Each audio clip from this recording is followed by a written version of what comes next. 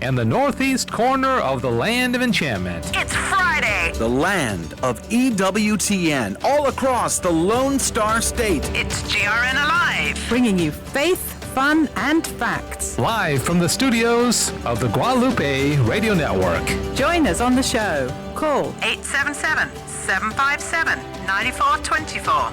877-757-9424. Good morning and welcome to GRN Alive here on the Guadalupe Radio Network. Wow, difficult times we're in right now. We're so glad that we have the GRN family. We hope that this has been a lifeline for you, something that you've been able to use and tune into and bring you some solace and comfort during these very unpredictable and chaotic times. So glad to be with you this morning. It is March 20th, the Friday of the third week in Lent. My name is Dave Palmer, the host of the Friday edition of this GRN Alive. Of course, Joe and the team are on Mondays, and I hope you're able to tune in to the special COVID-19 program that we had just 2 days ago at this time on Wednesday. I was supposed to be on, but again, these are unpredictable times. My own wife is in isolation and starting to feel better now, but I wasn't able to get in. And so at the very last moment, the night before, I asked Joe if he could just do it on his own, and did a great job.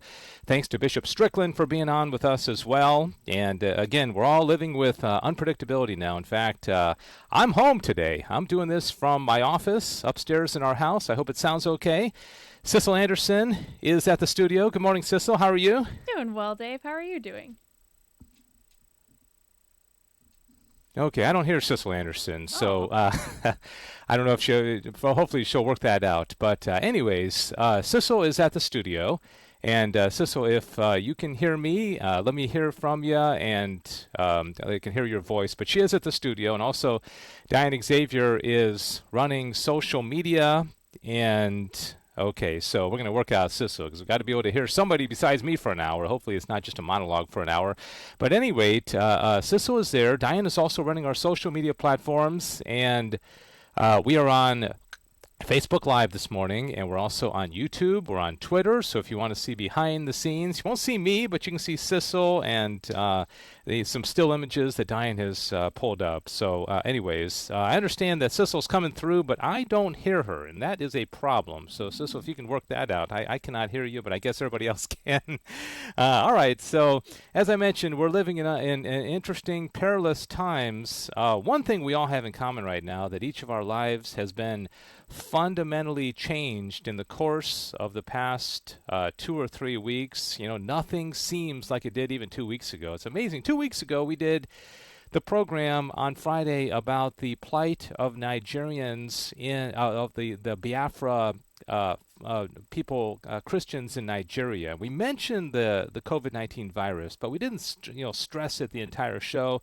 Last week, of course, a lot more of an emphasis, and now it's on everybody's minds. You know, public masses have been canceled across most of the country and the world. Stock market is tanking. The economy is reeling. People are losing their jobs, all because of the COVID-19 outbreak. Okay, there's a website that I've been going to, which is kind of a little bit morbid, but it keeps track of all of the cases of the COVID-19. 250,000 cases now across the world. There have been about 10,000 deaths. Thankfully, about 86,000 people have recovered from the COVID-19. And so this is a day-to-day, just kind of keeping our eye on what's going on, and prayers, of course, as well. So life has changed. Our dependence on God, our Catholic faith, is more important than ever. As I mentioned, we had that beautiful show on Wednesday that Joe hosted with Bishop Strickland from the Diocese of Tyler. And during that show, you were introduced to a novena to end the COVID-19. It is Our Lady of Monte Barrico.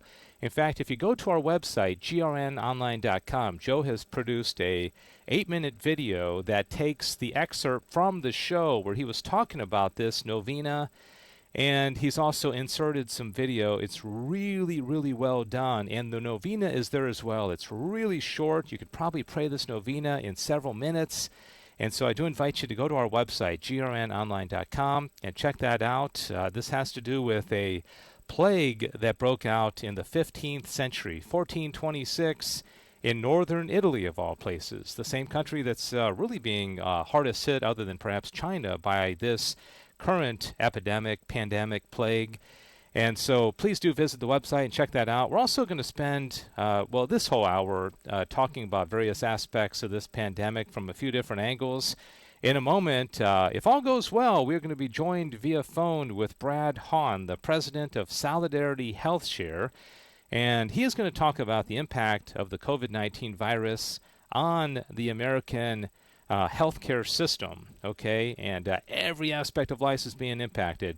I'm really happy to say also that at the bottom of the hour, about 8:30 Central Time, 9:30 Eastern Time, our Vice President Toya Hall is going to join us to give a preview of next week's Guadalupe Radio Network Share-a-thon. Now, we have had the theme that has been in place for several months now called Celebrating 20 Years, because this year we celebrate 20 years of Catholic radio.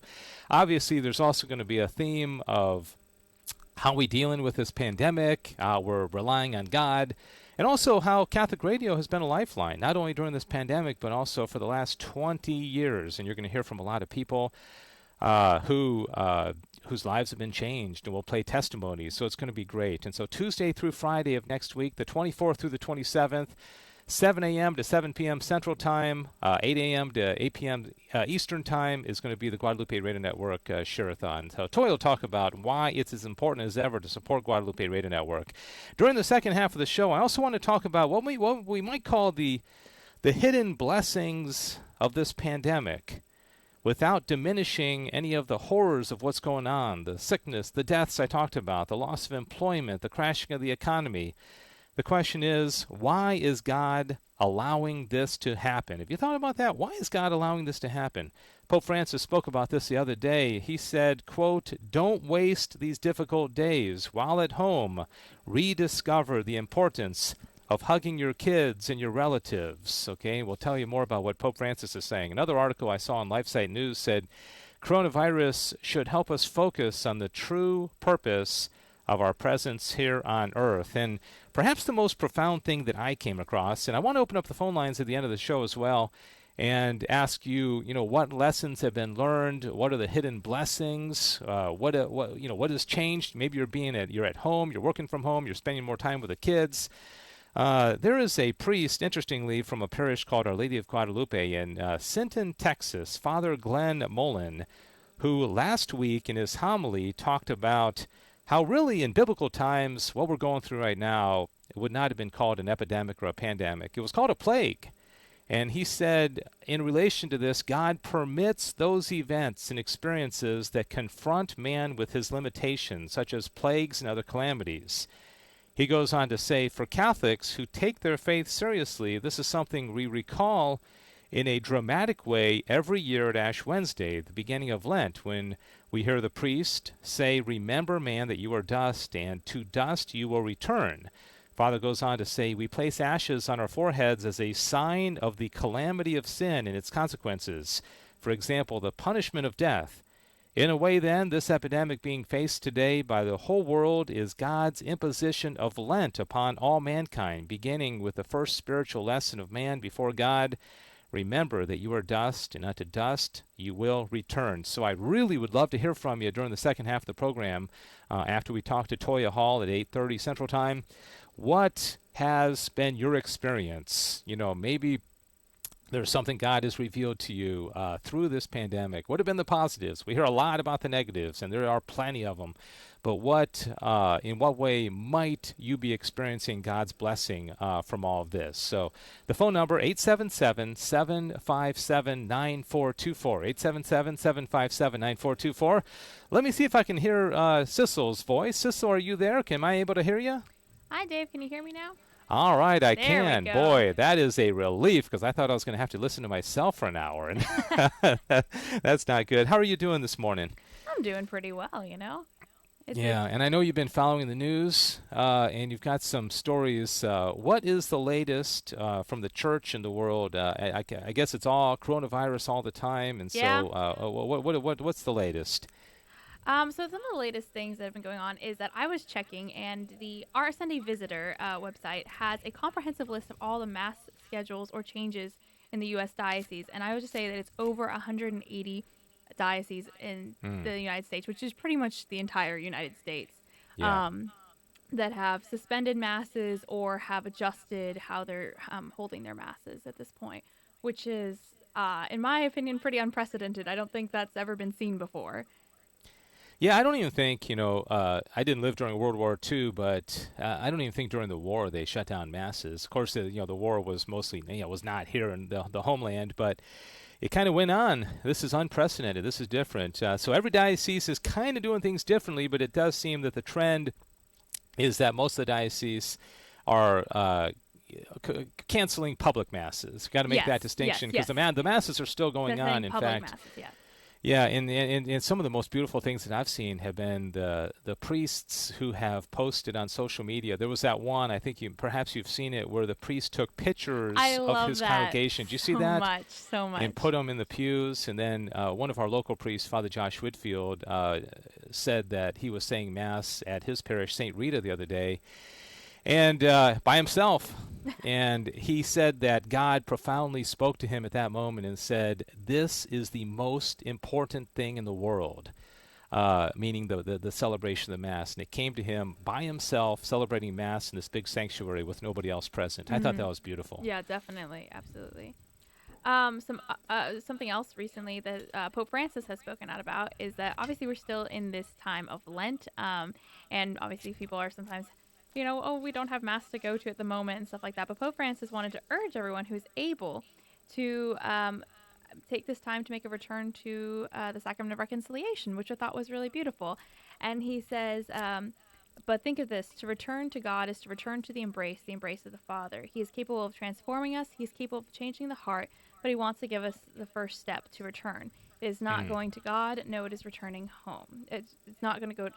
No, it's turning home. So I thought that was really beautiful in this time when obviously there's a lot of uncertainty, but also I think this is a time that brings people to faith. So, and I was looking at I haven't checked every single diocese, but it seems a trend is that while public masses have been suspended, bishops have been encouraging their priests to hold confession in some way, whether it be in a more open space or only behind a screen to help with the keeping everyone safe, but is encouraging to continue to offer that. Yeah, and that's a conversation I had with my kids as well, is that, God is not bound by the sacraments. And if you're able to get to sacramental confession, that is awesome. And I think most of the dioceses and archdioceses, like you said, are making it available. If for any reason you're not able to, you can make a confession and just get to it as soon as possible, because everybody's sacramental life is being disrupted. And again, as we'll talk to Toya at the bottom of the hour, I think all the more reason that Catholic radio is important. I know probably a lot more people are listening to the Mass. Did you get a chance to pray the Rosary yesterday with the Pope? I did. At 3 o'clock Central? I did. My siblings and I all prayed it.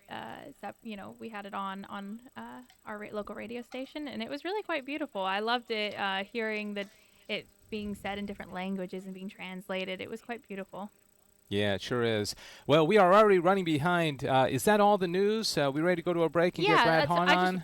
That's pretty much all the news. I think the biggest thing is also just that one other thing is that I think the other day China, the area, I think Wuhan, did not have a new case of coronavirus yesterday, which is the first in a really long time. So that's a good, hopeful thing, just a reminder that, God is in control. Things will run its course. So. Amen.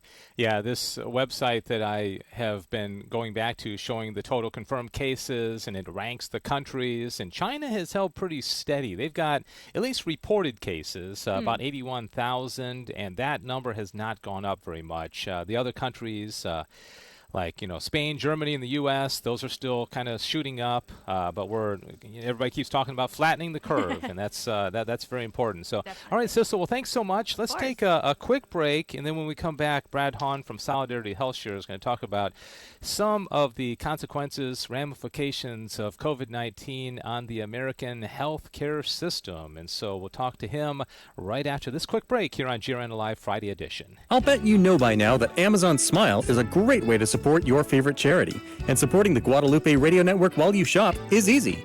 Step 1. Just start off at smile.amazon.com. Step 2. Choose La Promesa Foundation as your charity. La Promesa Foundation is the parent company of Guadalupe Radio Network. And step 3, enjoy your shopping. Amazon will donate a portion of your purchase to the La Promesa Foundation, and it doesn't cost you any extra. La Promesa Foundation and Guadalupe Radio Network, thank you. Hey Donnie, when we see Christ on the cross, what do we call that? A crucifix. And who said, preach Christ and Him crucified? St. Paul. As parents, we're the primary educators of our Catholic faith to our children, and if you don't know your Catholic faith as well as you should, that's okay. Just tune in daily to the Guadalupe Radio Network by logging online to grnonline.com. The Guadalupe Radio Network. Listen, learn, love, and pass it on. All right, we are back. This is GRN Alive, Friday edition on this March 20th. Be assured of our prayers for you here on the Guadalupe Radio Network. I mentioned, please join us in this novena that Joe and Bishop Strickland introduced on Wednesday, and hopefully you're taking advantage of that and just listening to the radio and growing in your faith. And again, I want to say that we are pleased to have as a sponsor here in the Guadalupe Radio Network, Solidarity Health Share. Their CEO is Brad Hahn. Their website is solidarityhealthshare.org. Phone number there, 844-313-4999. And I thought it'd be good to have him on to talk about the impact of COVID-19, the coronavirus on the American health care system. Good morning, Brad Hahn. How are you? Okay, I do not hear him. We might be having the same problem I had with Sissel. Okay, there you are, Brad. How are you? Good morning. Doing great. Thank you, Dave. Good morning. Isn't technology great? Yes, it is. I'm at home. You're probably at home as well. You know, I just want to give a little bit of background and then bring up the issue of the healthcare system. You know, as I mentioned at the introduction, this is just changing everything in our society. Tens of millions of people are self-isolating, including my wife. Offices, schools, restaurants are closed. Cancellations of Broadway shows, sporting events and tournaments, Disney properties are closed. Highly contagious COVID-19. It could be lethal. Some experts say high healthcare costs and low medical capacity make the U.S. uniquely vulnerable to the coronavirus. And you are right in the middle of this as CEO of Solidarity Health Share, Catholic Christian nonprofit healthcare sharing ministry, offering an ethical, affordable alternative to traditional health insurance. And so, how has your business and your life and Solidarity Health Share been impacted by the events of the last 2 or 3 weeks? Yeah, it's been very interesting because as you see these states come across, and having work orders from work from home. So Solidarity right now is trying to transition most of our employees to work from home. And there's all kinds of issues that, deal with that, especially as a healthcare company, is because, you have privacy issues, with medical issues of our members and such like that.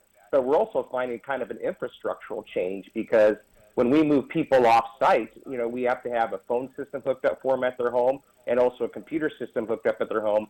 And we're finding some of our employees don't have the bandwidth, the internet capacity to handle those systems. And so I think the infrastructure in place in the United States with the Wi-Fi and the internet is kind of lacking there right now. But so that's been kind of a strategic issue we're dealing with and trying to isolate. But we're still pretty active. We used to have masses said at our chapel once a week, but now we're just turning that into rosaries and the Divine Mercy Chaplet and praying for the country, praying for the world, and praying mostly for our members too, who have been impacted by COVID-19. Yeah, and I try to look at things even with like the bishops' decisions they're making, the decisions the government is making, and trying to say, this thing has caught everybody by surprise. Nobody's perfect. At the same time, there seems to be some weaknesses in the healthcare system. The testing has been behind. And I'm curious from your perspective, is the coronavirus revealing any inefficiencies in our healthcare system as a whole? Yeah, I think the biggest one is a kind of a mindset you have in the United States, with if you have insurance, health insurance, is, we see a lot of people, postponing care because they can't afford it. And then they just run off to the emergency room, which is the most expensive, most inefficient type of care possible. We're at Solidarity Health Share. What we're doing for our 10,000 families, what we have done over the last 2 years, is we have a telehealth program. And so, example, how our telehealth program is working, and this is something the Center for Disease Control and other organizations are touting telehealth as a solution to this. We've been ahead of the game here on this for our members. So, like if one of our members experiences some type of ailment where they think it's a COVID-19 issue, they can actually call in or Skype in or do the telemedicine, the video conferencing with the doctor to get good advice. And our telehealth company that we're using they've monitored all 50 states to try to get access to testing and access to resources if our members need to.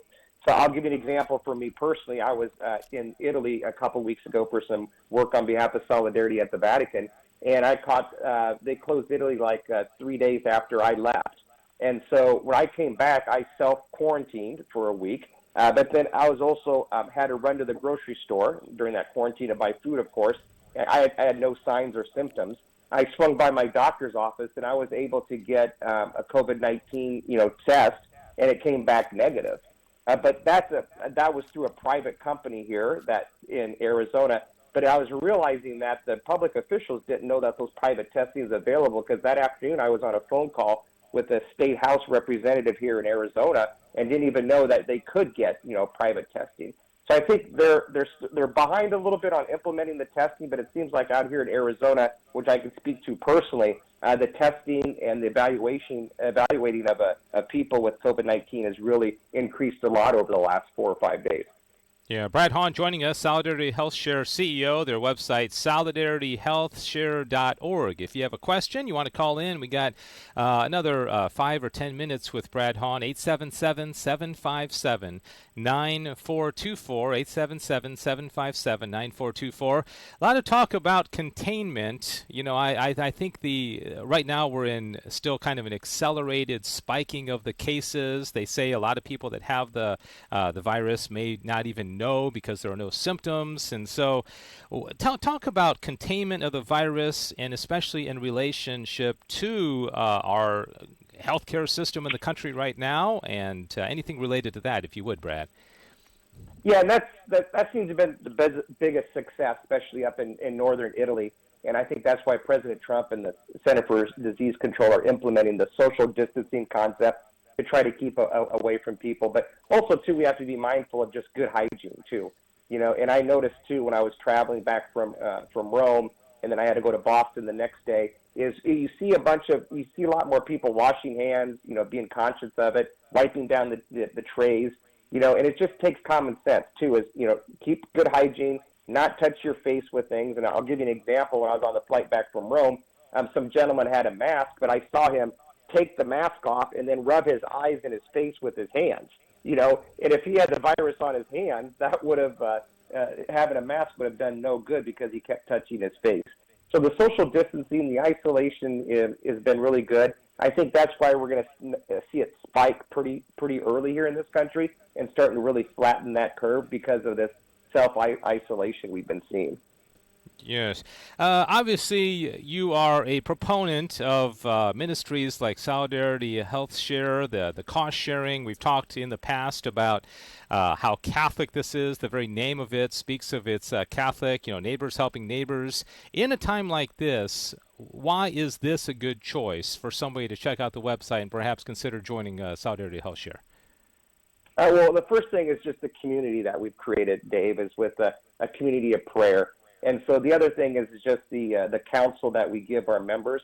So our chief medical officer is a very faithful man of God, and we're sending out a video today, kind of an encouraging video, and also a practical video on how to personally and spiritually fight these battles that we're in this country right now. That's the first issue. And the second issue is, since we're not an insurance company and we're a health sharing ministry, we can be very creative and innovative in how we approach the healthcare crisis in this country. Even before the COVID-19. And I mentioned, the Dial Care, the telehealth program we have. That's something that a lot of people don't have access to, but our members have had access to that. And what Dial Care is doing for our members is an innovative way to approach and not have to run off to the hospital, because that's the other issue we're seeing is once an emergency room or an urgent care facility is infected or has the COVID-19 virus, they have to shut that facility down, and that's what they're really trying to be careful of here. Is the doctors and the medical workers that are exposed, they're going to be shut down.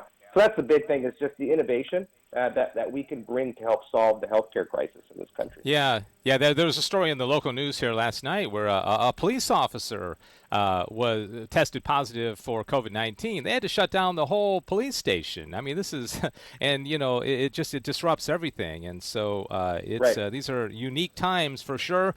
Brad Hahn joining us. SolidarityHealthShare.org is the website. Brad, I want to bring up another topic that certainly it's all related, but talking about the dependence on the U.S. on China when it comes to pharmaceuticals. I've heard a statistic that 80% of our pharmaceuticals are made in China, and of course that in and of itself seems problematic in light of our current crisis. Can you speak on that, and is that something we should be concerned about?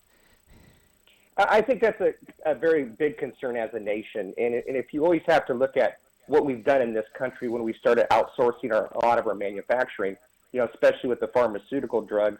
And you got to be mindful this day too, is most of these drugs were created and invented here in the United States, but then we send them off to Canada and mostly China for the manufacturing of it. And this crisis here, especially the war of words that are happening between the United States and China right now, it's very alarming when some country like that, is maybe it's not even an ally, it's been hostile towards us in the past, especially with these trade negotiations that Trump administration is having there, is we're basically equipping our potential enemies, with things that can cripple us. Maybe not militarily, but financially through the healthcare issues that we're having here. So could you imagine if it really broke out really bad in this country and we needed a bunch of antibiotics or a bunch of face masks that we couldn't be able to get, And so I think that's where China has a grip on this crisis right now over us in the United States.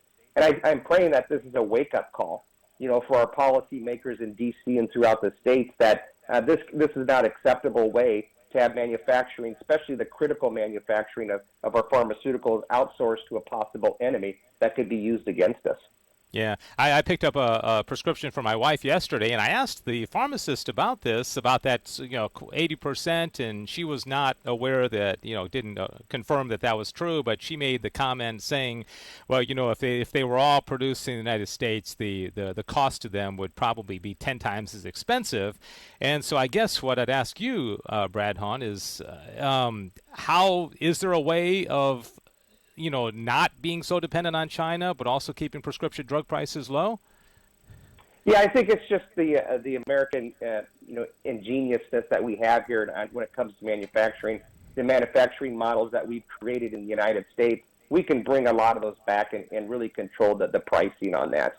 But there is going to be, a quid pro quo. Maybe it is a little more expensive to manufacture drugs in the United States.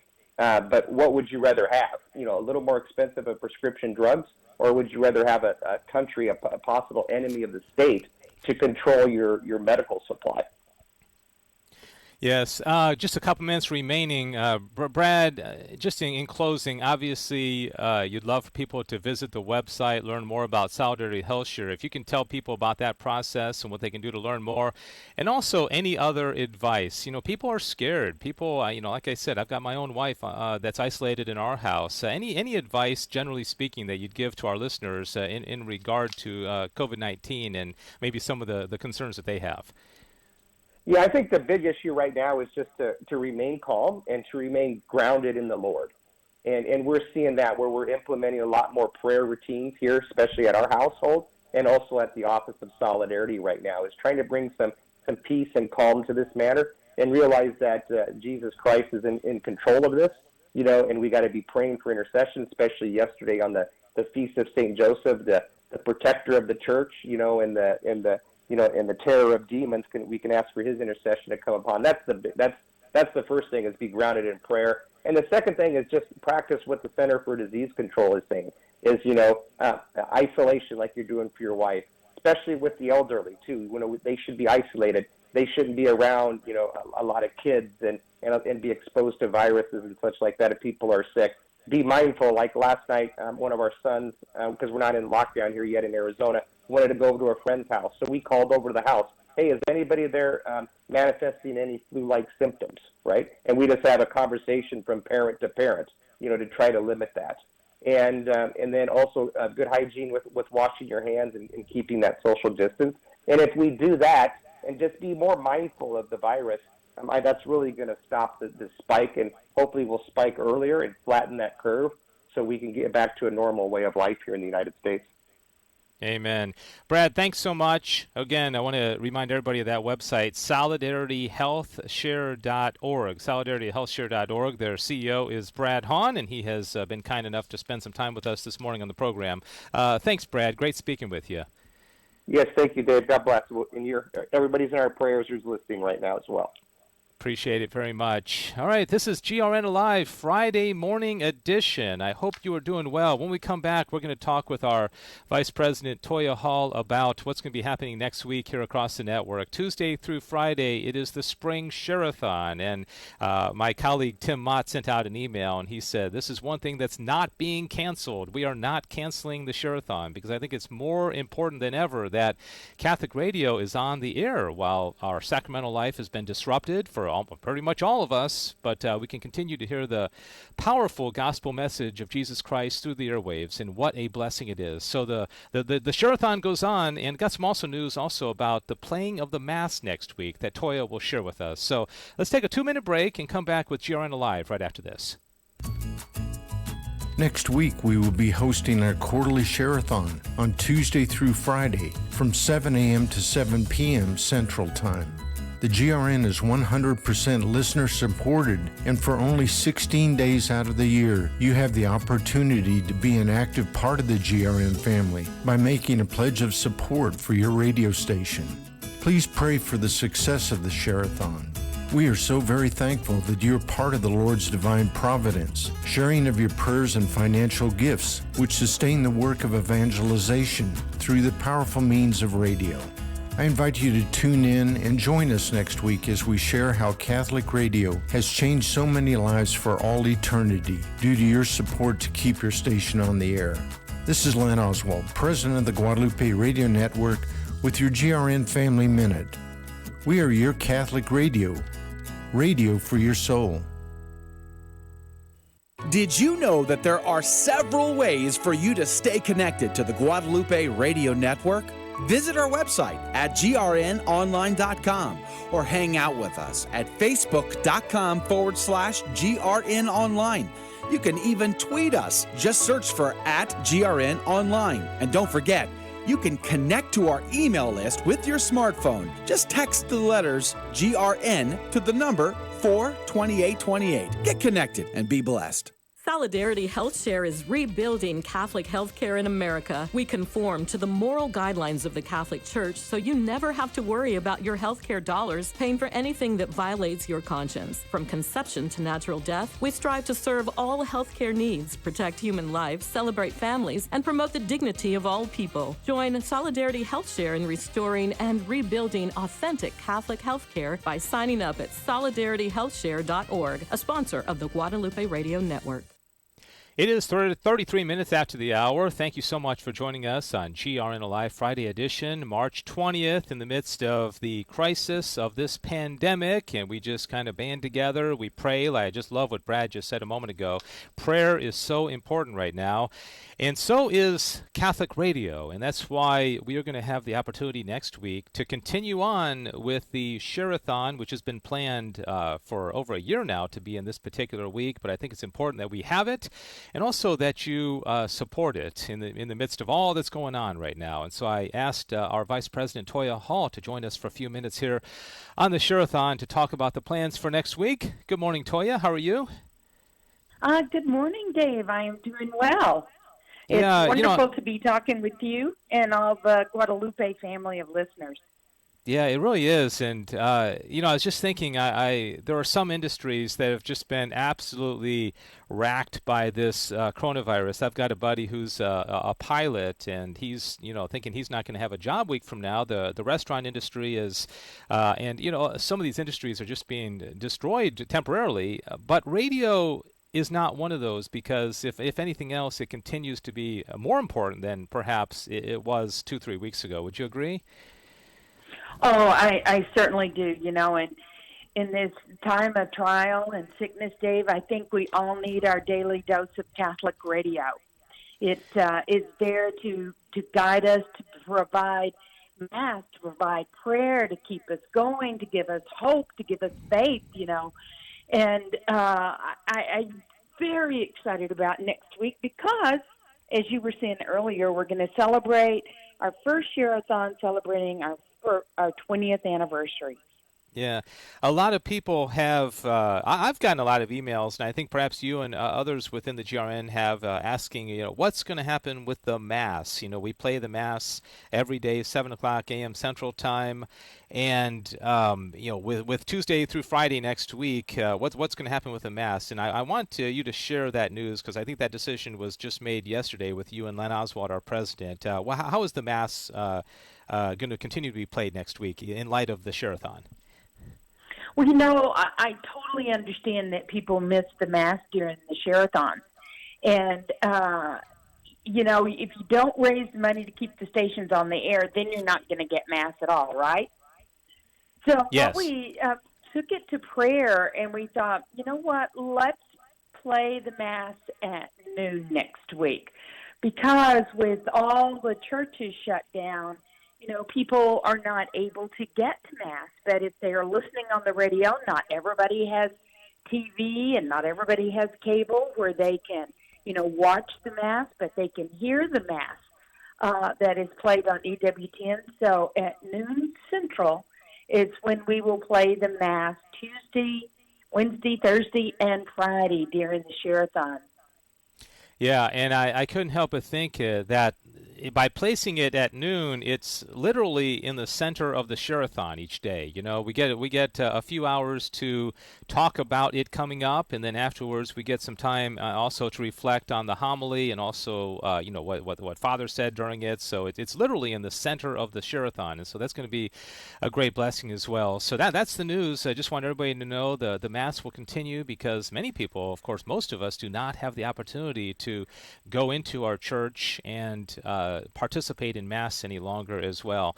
Toya, the theme, for a long time of the Spring Share-a-thon has been celebrating 20 years of the Guadalupe Radio Network, and that is going to be a central theme. And even though in the midst of all that's going on, celebration isn't typically the word you think of, but at the same time, I think it's appropriate because lives have been and continue to be changed because of Catholic radio.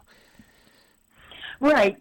Dave, you said it very well. 2 weeks ago, our lives have totally changed from then. And Catholic radio is so very important, and I'm so looking forward to it because, Dave, I want to hear from our GRN family next week.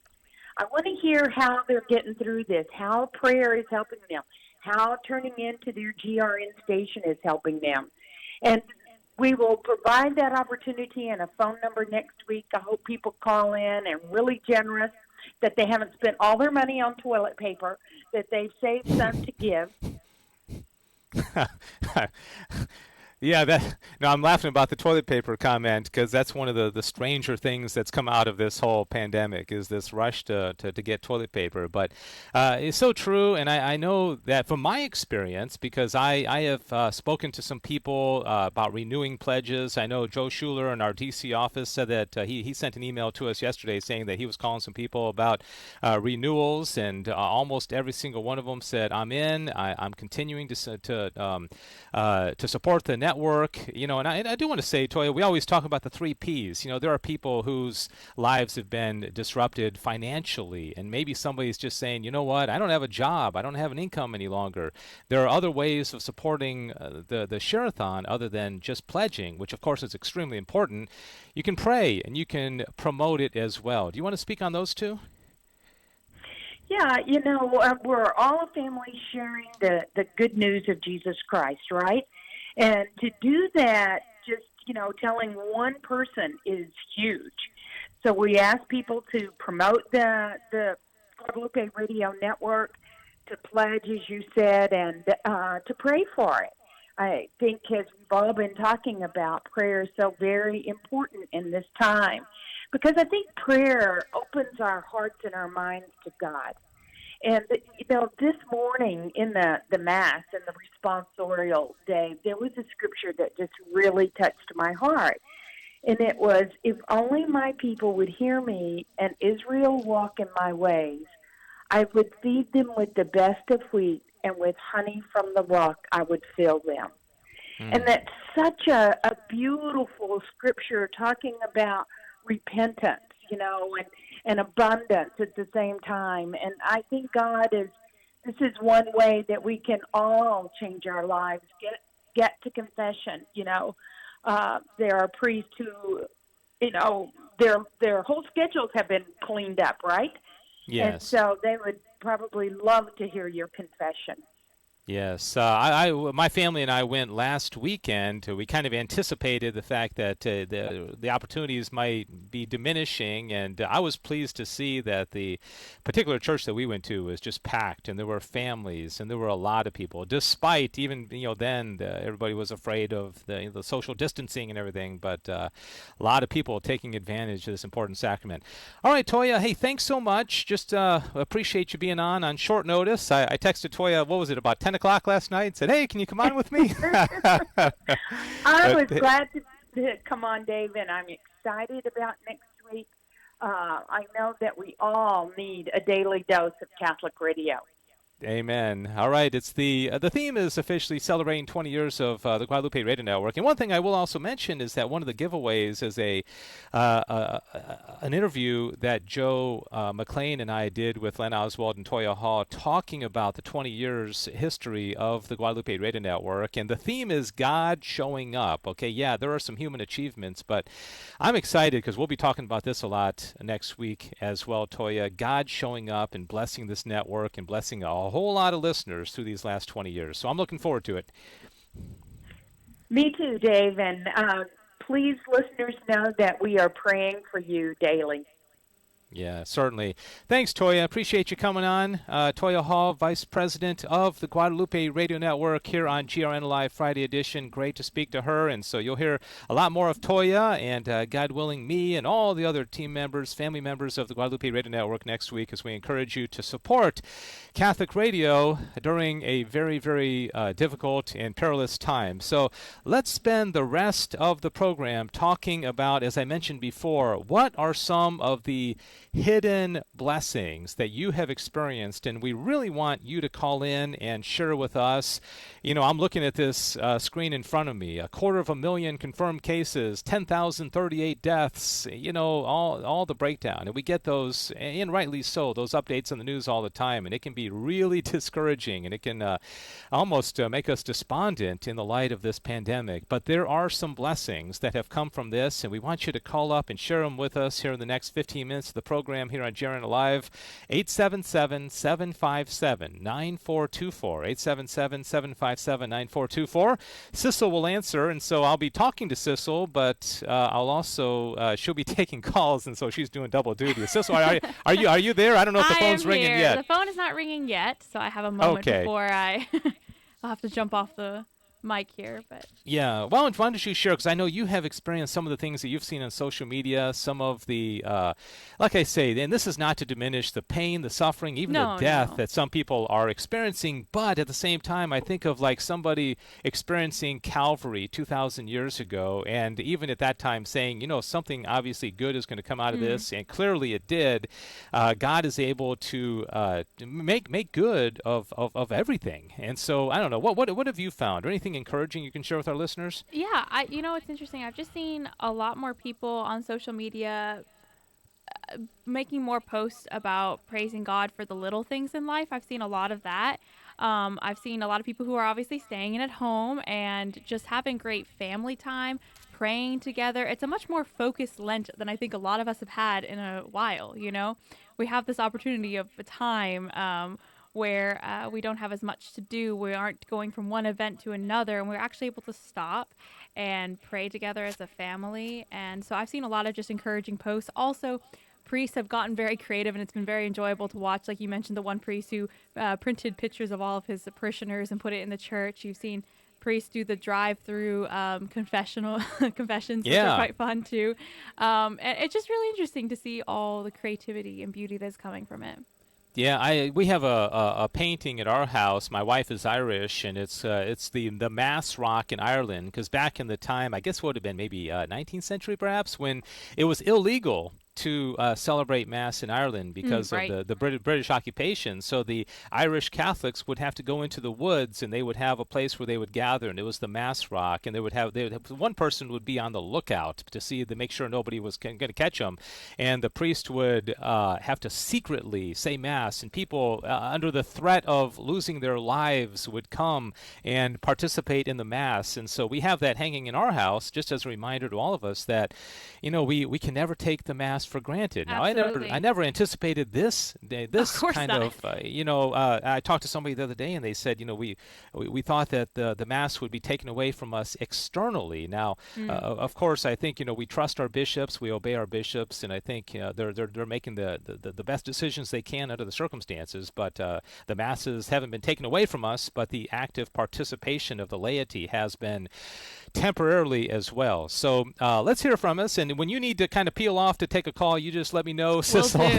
877-757-9424. I want you to share what have been the hidden blessings for your family, for your community, for you personally. I want to read a quote from Pope Francis here in a second, but I will say that, Sissel, I have a 15-year-old daughter, an 11-year-old daughter, a 6-year-old son, and we're spending a whole lot more time together these days. But, True. and even right now, because I'm at home, and so I told them, I said, to the two girls, you got to wake up and you got to take care of your brother this morning and keep him out of the the hallway. And so they're making breakfast, and so a lot of us have to step up and maybe assume some responsibilities that otherwise we haven't. And so I'd love to hear from you guys. What changes, positive changes, have been brought about in your life?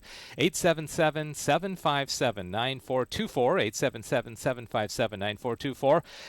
Also, here's the quote from Pope Francis. He was asked, how can one live these days so that they are not wasted? And he said, we must rediscover the concreteness of little things, small gestures of attention we can offer those close to us, our family, our friends. We must understand that in small things lies our treasure. These gestures of tenderness, affection, compassion are minimal and tend to be lost in the anonymity of everyday life, but they are nonetheless decisive, important. For example, a hot meal, a caress, a hug, a phone call. They are familiar gestures of attention to the details of everyday life that make life meaningful and that create communion and communication amongst us. And so I'd like to say, couldn't have said it better myself. So that's from our Holy Father, Pope Francis. And so anyways, I also want, I'll go to you, Sissel, but I want to mention a little bit about the homily given last week by this priest in Texas, where he's talking about God kind of allowing Lent to be imposed upon us. And I thought it was really profound, so I'll share some of that. But anything else before I go to that? Oh, I'm actually excited to hear that. So you go ahead. I was like getting ready for you. I thought you were going to go to that first. I'm all excited. Always throwing curveballs at Yes. you. So yeah, this, as I mentioned, interestingly enough, Our Lady of Guadalupe Parish in a city called Sinton, Texas, which is down in the southeastern part of Texas, not too far from Corpus Christi, a very small town of about 4,000 people. And I want to read parts of this, and then, of course, also invite you to call in and share with us anything that you are learning from this pandemic, any blessings that have come from your family. 877-757-9424. 877-757-9424. Also, don't forget, we are on Facebook and YouTube and Twitter as well. If you want to go, just type in GRN Online for any of those social media platforms, and you can see behind the scenes and also communicate with us. Also, we'll have an after show as well, where we talk a little bit more informally about some of these topics, and you can continue to communicate. So, all right, so Father Glenn Mullen started by saying the empty shelves at the grocery store are indication of panic and fear among the population. Even more disturbing spiritually is the shuttering of churches during a time such as this, when society has to face a challenge of widespread illness. Today it is called an epidemic, but in the time of the Bible it was called a plague. And the Bible has much to say about plagues. This situation must be approached from a spiritual, biblical perspective, even more than from a natural, medical, civil perspective. He goes on to say a plague is a punishment upon mankind, or as we prefer to say in modern times, a consequence for sin.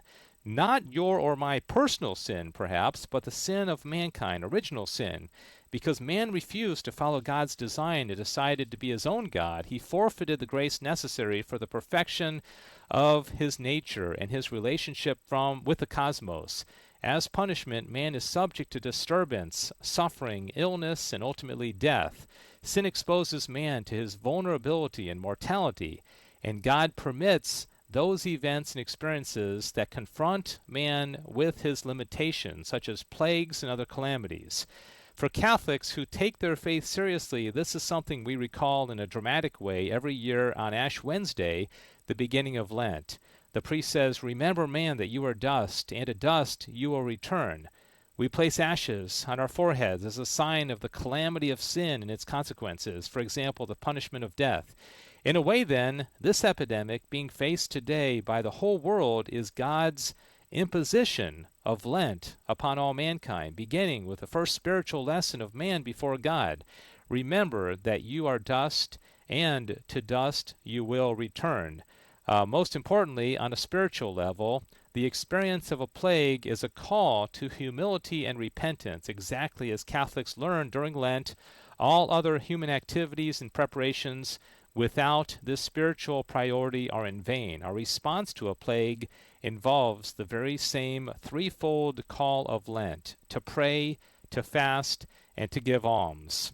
Okay, so I will stop there. He goes on, Sissel, to talk in particular about prayer, fasting, and almsgiving in relation to the current crisis. But I'll just stop right now and let you jump in, and I'll take a breath. But anyways, but there's more. Yeah, that's beautiful. I do love how he points out that this, and Pope Francis did kind of well, is that this is an opportunity for us to deepen our faith lives. I think it's really, really tempting, and I've definitely fallen into this I don't have much to do. Let me sleep in. Let me do nothing all day. Let me, just take this opportunity to chill and relax. And I think relaxing is good, especially like on Sundays as our resting day.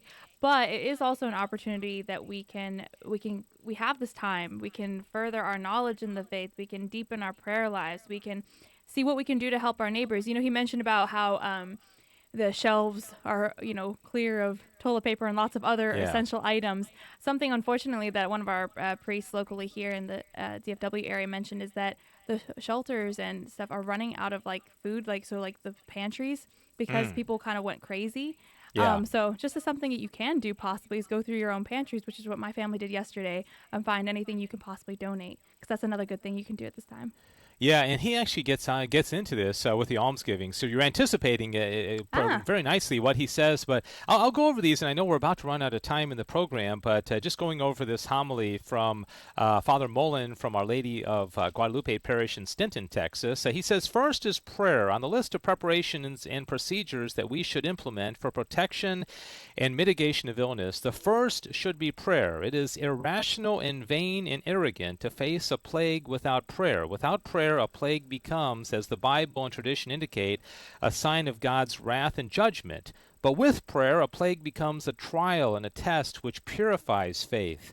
In the gospel, the woman struggles with her daily human task and labor of drawing water for survival, and Jesus tells her if she would only ask, God would provide her with something greater and more important than the water with which she depends. He goes on to talk about fasting. By imposing a plague, God forces mankind to engage in fasting and self-denial.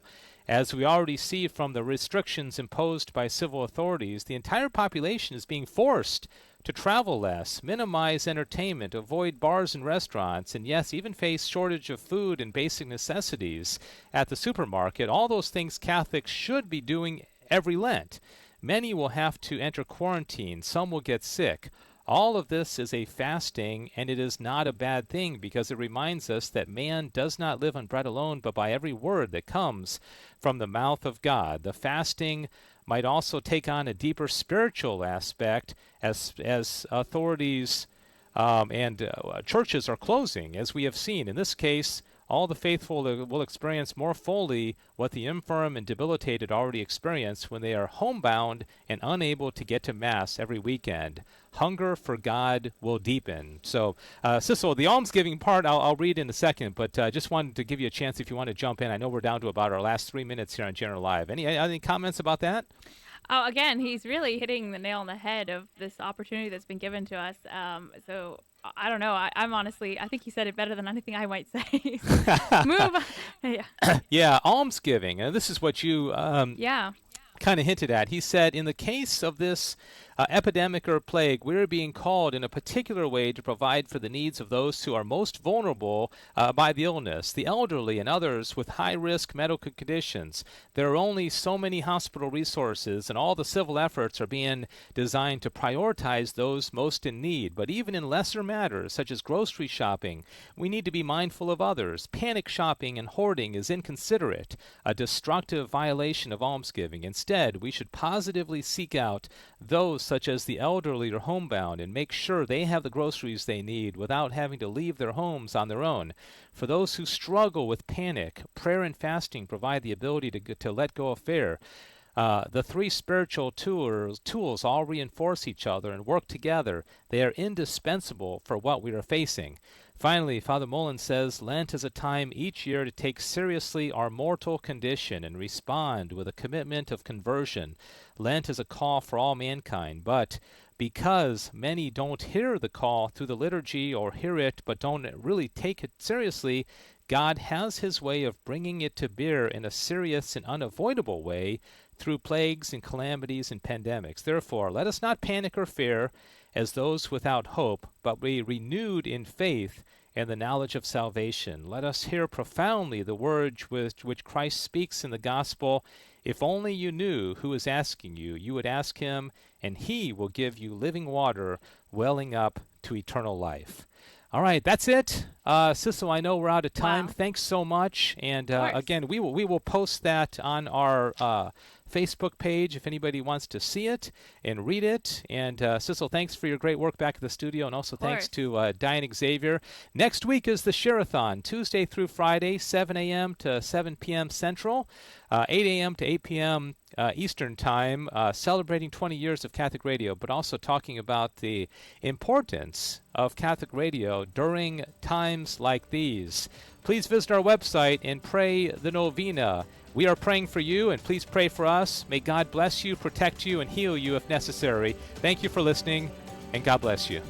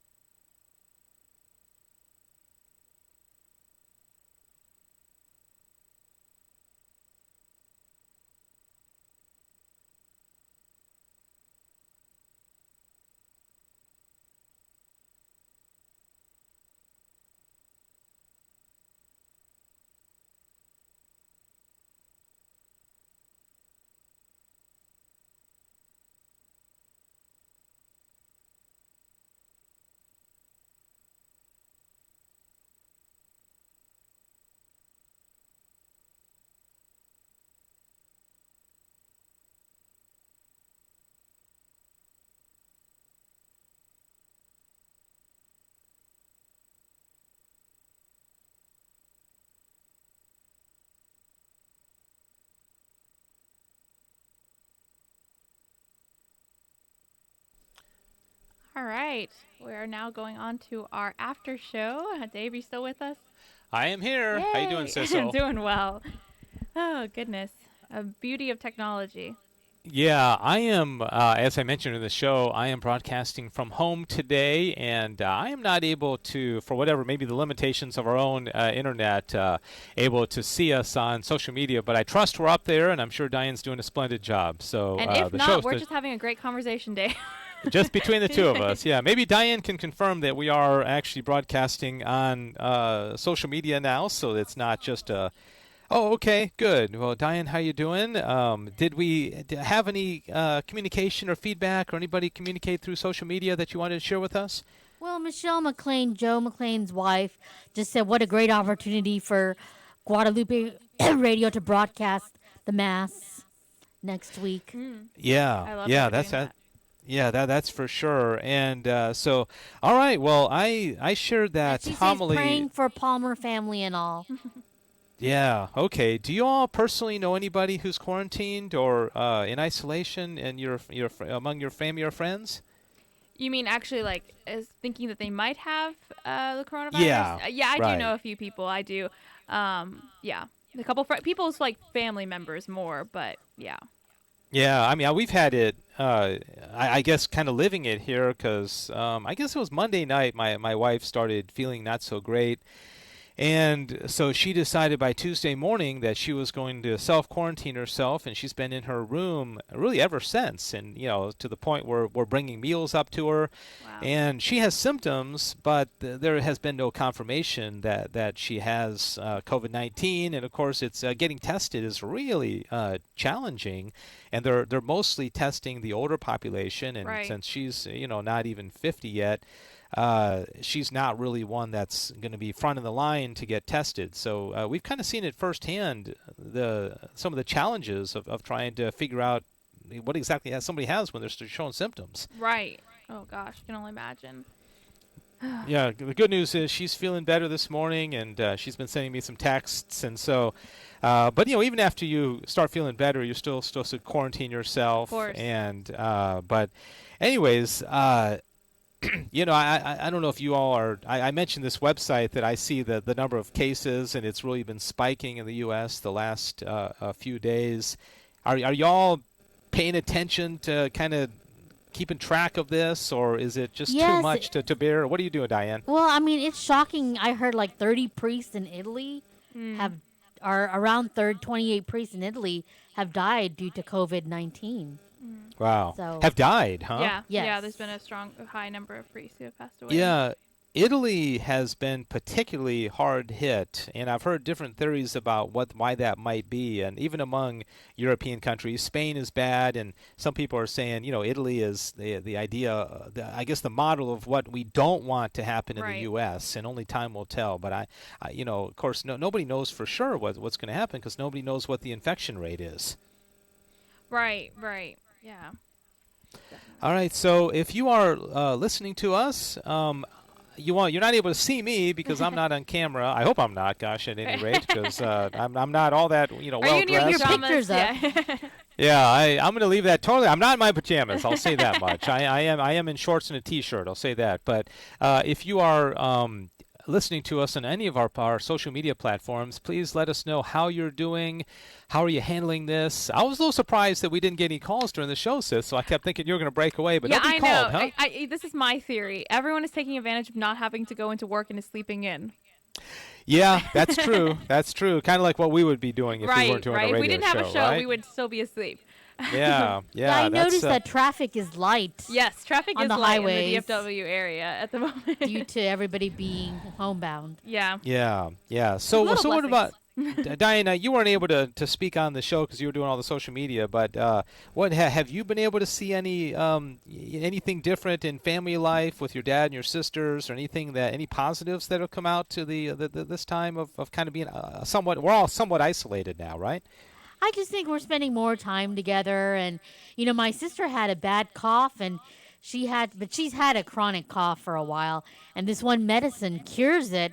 And when she went to the hospital yesterday, everybody had to come in with a badge on their wrist. They had to be questioned by the front desk staff before they walked in further into the hospital. And it's just different now. So Yeah, definitely. Yeah, some of my friends' grandmother had to go to the hospital for some blood tests, and same thing. They had to be screened. They had to be asked, when was the last time you left Texas? Have you left the country recently? What states have you been to? And at one point, they had to wear face masks. And yeah, it's a whole thing going into a hospital, even for something not related to the coronavirus. Yeah. And a lot of people are saying, whether this, first of all, nobody knows how long life is going to be Right. disrupted like this. Some people are saying it could be up to 18 months. It could be, 2 months. Nobody really knows for sure.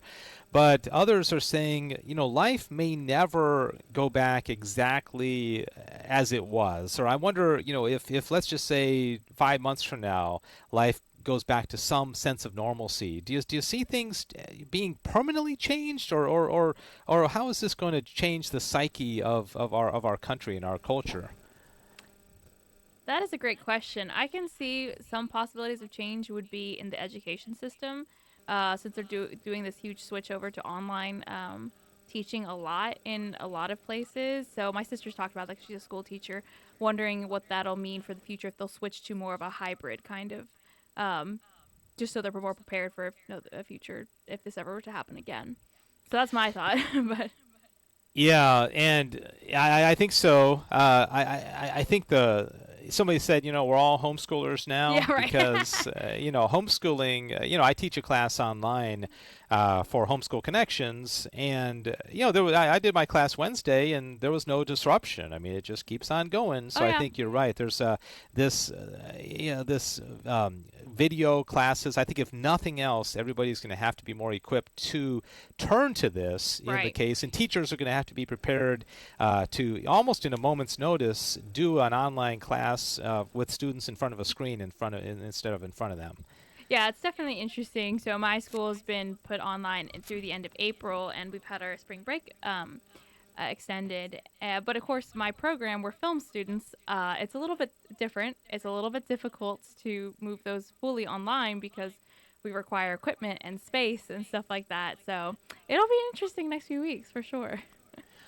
Yeah, that's for sure. So this will be, at least for me, the first weekend of not being able to go to Mass. Last week, our parish, kind of everything was, it was different. You have a different, vibe being there, and everybody was a little bit on edge. But, Sure. The Masses went on. How do you think you guys are going to handle, or what are you going to do this weekend? travel to the Diocese of Fort Worth, where Bishop Olson has allowed communion for outside. The priest says the Mass inside, and then communion is distributed outside, but people have to be in their cars 6 feet apart, and I guess a deacon or priest will give them communion on the hand.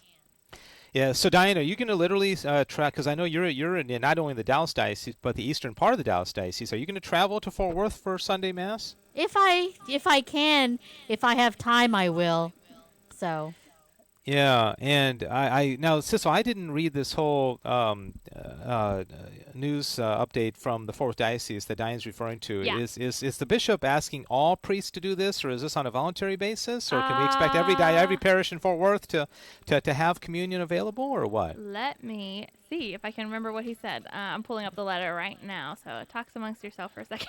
Okay, and I just want to remind everybody, this is the after show, GRN Alive on Guadalupe Radio Network. It's something that Joe and the team down in Houston started months ago, where we do the regular broadcast on the radio and on the app and everything, and then we stay afterwards. The radio continues on, and then if you want to chat a little more informally just on social media, we invite you to do so. And Diane is monitoring Facebook and YouTube and Twitter, and you can leave a comment on there. Let us know how you're doing. How is this whole pandemic impacted you? And I'm curious from you, Sissel and Diane, when Father Mullen refers to this as a plague, how does that sit with you? Does that seem weird to you, or do you think well, yeah, of course it's a plague? Well, just that word itself carries a lot of weight.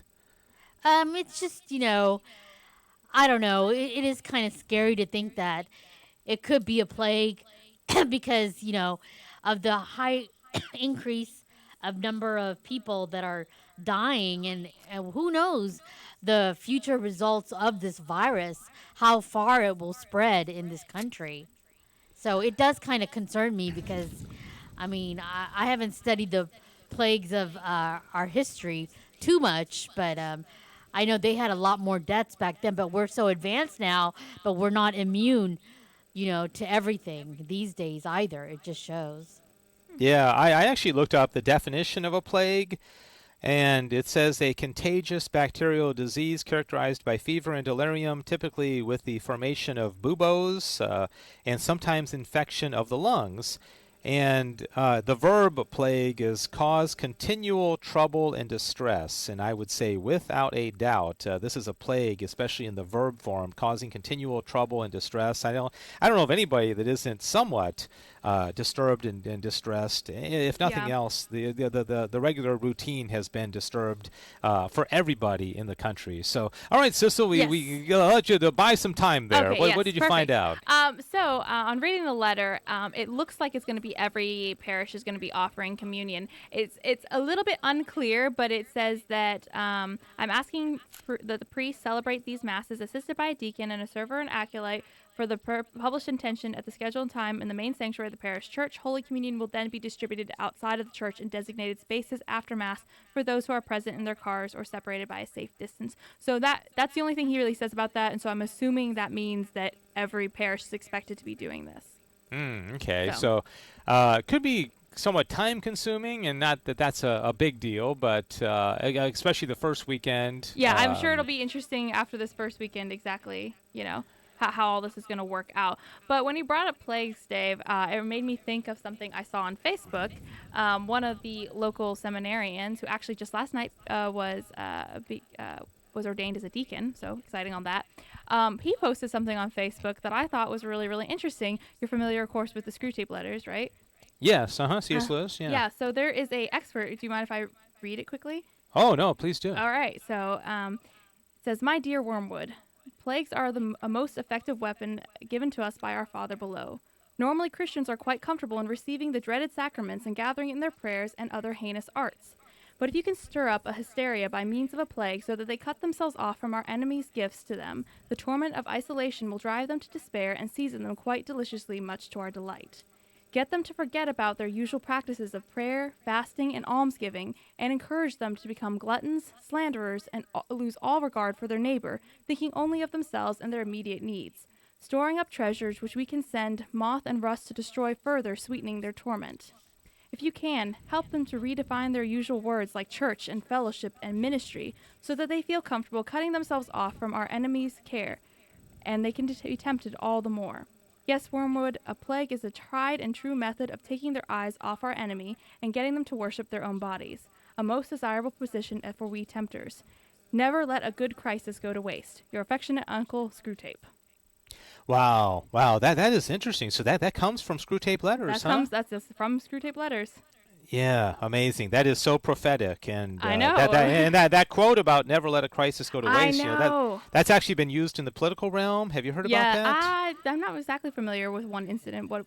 Yeah, there was something. I think it might have been during the crash of 2008, where there was a particular politician who said, "Never let a crisis go without go to waste," and use it for political reasons. But that is really interesting. Thank you. And have y'all heard about this book by Dean Koontz that was written back in 1981 that talks about a pandemic in the year 2020? No. That even, look it up. It's Dean Koontz, and Paula, my wife, was telling me about this the other day, and we looked it up, and he wrote in 1981, and it was, of course, a fiction, but he says the year 2020, a pandemic will come kind of out of nowhere, and get this, he even identifies China as the origin of it. And wow. This is, and he's still alive. I'm shocked that nobody has interviewed him about this. I think he's in his 70s, but I'll have to look up the name of it. Maybe somebody who's watching us on social media has heard about this. But yeah, Dean Koontz, I think it's called like The Edge of Darkness or something like that, where he pretty much nails it. And I'd love to know what he was thinking, 40 years ago or so, in order to make this kind of prediction. It's The Eyes of Darkness. I just looked it up. Oh, okay, yeah. So if you, I don't know if yeah, well, we keep sending Sissel off to do our research, and then, but anyways, yeah, check that out. And again, it's just one of those uncanny things where he kind of, I don't know that he was trying to predict anything, but at least he got it right, even the year. No, that's so, crazy. All right. Yeah, definitely. It is weird what books can do. I mean, because Security Letters was written in 42, I think. But that just goes to show about the nature of humanity. But you mentioned that last line, Dave, about never let a good crisis go to waste, which I think can also be used in the reverse. We as Catholics can say never let a good crisis go to waste as an opportunity to grow, as an opportunity to help our neighbors. It can be turned around. Yeah, yeah, and I think something like this, it can point us one way or the other. I mean, you could take the screw tape approach of becoming very isolated, very self-centered, thinking only of ourselves and our health and our well-being, or we can step outside ourselves. And so that's the decision all of us have to make. Have y'all? I don't know. I saw on Nextdoor. Some people, the Nextdoor app, some people have been saying on Nextdoor, does anybody in the neighborhood need help? Or if you're elderly and you want me to go get you groceries, have you seen any, just signs of goodness from people in your lives that kind of highlight the good that can come out of this? I've seen a few of my friends post on Facebook saying, hey, if any of you are home or trying to self-isolate and not go out, if you need anything, let me know. I can come pick it up for you. So I've seen a few things like that. Yeah. Yeah, just Diane? some posts on social media of people helping their neighbors, like delivering them food. Yeah. Yeah. And other yeah. stuff. Yeah, and I know, especially the elderly, because you imagine if you guys are younger than I, especially Sissel's and only in her 20s, but if you're in your 80s or even 90s, the mentality of this is totally different. Because I think, wouldn't you agree? I'm in my 50s, and I have the mentality that even if I get it, I don't think I'm going to die from it. I'll probably be sick, and Right. but only God knows, and especially you two who are younger than me.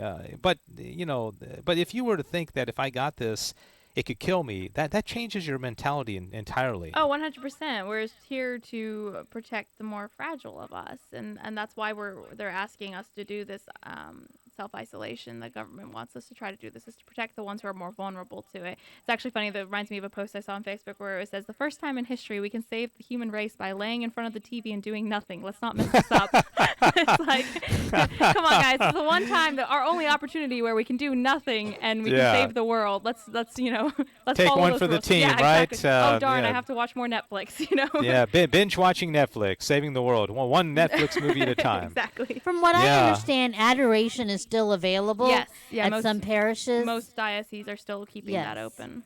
Yes. So there's still opportunities for prayer. There's still opportunities for confession and lots of other things that we can do. And Catholic radio. Keep listening to Catholic radio.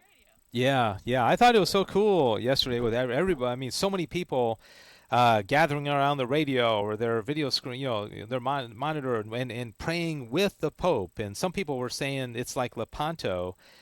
Back in, I think it was the 16th century, Lepanto, where the Holy Father prayed I asked everybody to pray the Rosary, and the Ottoman Turks were defeated by a much smaller Christian army. And so some people are saying, hey, this is what happens when the whole world gathers together and invokes Our Lady's help for a time like this. Oh, absolutely. And this is one of those times where you just realize the beauty of the technology we have today, that we could do something like this and really, gets out to all corners of the world. So really awesome. Yes, amen. Well, Diane, I'm assuming that we haven't had any comments on social media. I'm sure you'd probably tell us if we did, but we're about just to wrap prayers this. of support. And good mornings. Oh, okay. Good morning. Good morning. Last thing we'll talk about is next week. Just Yes. a reminder to everybody about the Share-a-thon. The Share-a-thon continues. And perhaps more important than ever, I know everybody's life has been disrupted. Maybe you don't have the same capacity to give than you did before. But we just ask everybody to do something. Pray, promote, and if possible, pledge to support Guadalupe Radio Network. And anything else, Diane or Sissel? Yeah, definitely. I'm excited about next week. Even they're always long weeks, but I got my spring break extended, so I can be here all 4 days, all 48 hours. So it's going to be great. And Yeah, it's a me great- and Sissel will be here for 48 hours, Woo! and we're going to take turns running the board and answering the phones. And So we hope to hear from you, our Yeah, listeners. definitely. I hope for a big turnout, even if they're not like all huge donations. I think it's really good, especially during this time, to just take part of that, giving of alms and stuff like that. It's a good opportunity. Yeah, that's a great point, because I think it's definitely likely that we see a greater volume of calls, but maybe the amounts will be different. Maybe you don't have as many people doing, 2,000 or 1,500, but a lot of people saying, hey, I just want to do my part. I can give $1 a day. I think the $1 a day donations are going to be quite high. And, of course, everybody who donates is going to get that CD that I referred to during the show, the interview about the 20-year history of the Guadalupe Radio Network. And, Sissel, you were ringside for that I whole recording, was. weren't you? That was Yeah. really fun. I got to hear the story in detail for the first time, and I can say to everyone who's listening, definitely donate so you can get that CD, because it's really beautiful to see all the ways God worked to get this station on the air. It's Yeah, we amazing actually to did. see how much the network has grown and all the blessings and trials that they had to go through. Yeah, that's really true, Diane. And I was just saying that we did the whole interview, I think, 3 times, Sissel? Yeah, we did. And then Joe was able to get kind of piece it together, the best parts. And so by that third time we did it, we were getting exhausted and well practiced. And so I think I've got the story memorized by now. But it's really good. And I think it's good. It's timely that during this crisis we get to just kind of thank everybody and also celebrate 20 years of Catholic radio. So all right, well, I think we're about wrapping things up. Any last comment from you, Sissel, before we say goodbye to everybody? I would just say that I know a lot of people, plans have changed a lot, and I think this is just a good reminder that we are not in control of anything, and that this is the time to really trust God on what's happening, because we don't know what's happening tomorrow. We don't even know what's happening in a few hours. So really, just take this time, especially during Lent, to pray more and to give your life more to trust in God. Yeah, so true. Diane, any last comments? Yes, well, if you're not able to, go to Mass due to the COVID-19 restrictions and orders by the government, know that there's Catholic radio. Tune in. That's number 1. Number 2, go online. Many priests are offering Masses online, too. Yeah, that's true, and just do what you can. I think we all should have an obligation. I don't know if this is official, but to do something. Don't make Sunday just another Saturday where you're doing work around the house or something. But need to somehow participate in Mass, because as Diane mentions, there's a lot of opportunities to do so. Maybe not physically inside the church, but otherwise.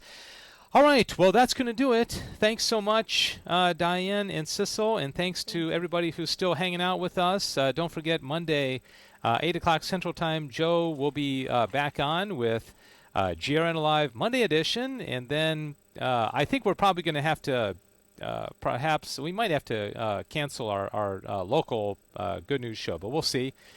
But all right, well, thanks, Diane and Sissel, for the great work there at the studio, and you stay safe and healthy this weekend, okay? We will.